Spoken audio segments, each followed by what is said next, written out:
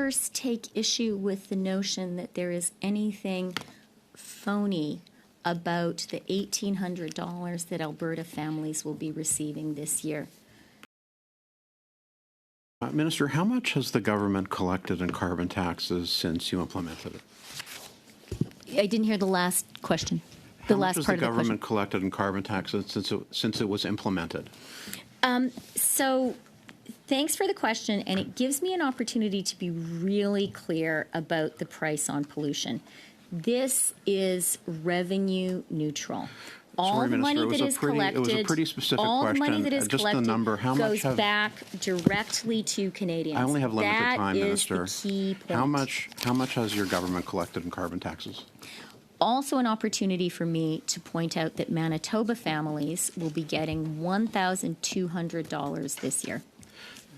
Again, Minister, if I could just have the number, how much have you collected in carbon taxes? The key point, which Conservatives consistently are trying to keep from Canadians, is that the price on pollution is completely revenue neutral. Minister, it's a very straightforward question. Canadians want the answer the money to. does not go into general revenues. It is returned to Canadians. What is the dollar value of all carbon taxes collected since the tax was implemented? The key point is that is money in the pockets of Canadians. For Manitoba families this year, it's going to be $1,200. That is making a real difference. Just the number, Minister. How much has the government actually collected in carbon taxes? As I said, the key point is it's all money that goes back to Canadians. It goes back to your constituents, my constituents, Daniel's constituents. With the greatest of respect, it's not revenue neutral. In fact, the estimates, no, Minister, the estimates say that you refuse to answer with giving accurate information, Minister. The government's own financial documents, your main estimates show that you've collected $20.7 billion in carbon taxes and has only paid out $18.6 billion since the carbon tax took effect. Oh, your government has collected over $2 billion out of the pockets of Canadians since the tax was implemented that you have not paid back. That's from your own main estimate. So will you correct the record and Mr. admit Morantz, the truth? No, it is 100% revenue neutral, and I'm glad. Are you saying the main estimates are wrong? I am saying that that is money that is being held for small businesses, and small businesses will have good news soon because that money is going to be returned to them. From Ontario, can you tell us how much an Ontario family will pay into the carbon tax? Mr. Helland, let me first take issue with the notion that there is anything phony about the $1,800 that Alberta families will be receiving this year. Those are $1,800 directly into the pockets, into the bank accounts of hardworking Alberta families. They will make a real difference to Alberta families. There is nothing phony at all. Okay, I just need the number, Minister. How much does an Ontario family pay into the carbon tax? Ontario families will be getting a rebate this year of more than $1,100, and that is also money directly into the pockets of Ontario families. And I can tell you something else. So Minister, the province of Ontario is benefiting I only have a limited amount of time.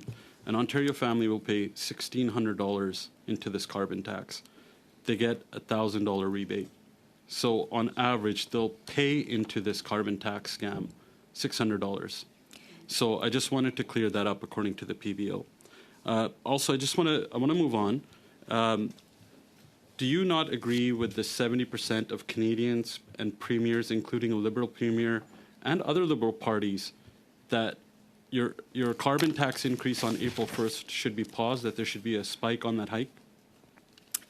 So we're the Finance Committee.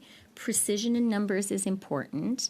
And let me just be precise that Ontario families this year will be getting $1,120 in an absolutely real rebate that is making a difference to them. Not and according to the PBO.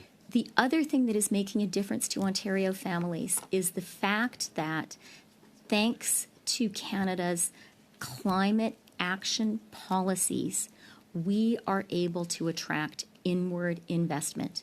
The investments in EV plants by Volkswagen, by Stellantis, these are generational, Minister, sorry, they're transformational, as I only have a limited amount of time, tens of thousands of jobs, and those jobs are only possible because Canada has clean energy and an environmental plan. Your government was lambasted by the OECD that your ranking for your climate action plan fell from 58th to 62 out of 67 countries on your climate change performance index.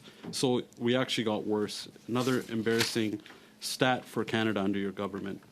And you want to continue to hit hard earning, suffering families right now that are going more into food banks with an increase on April the 1st of your carbon tax.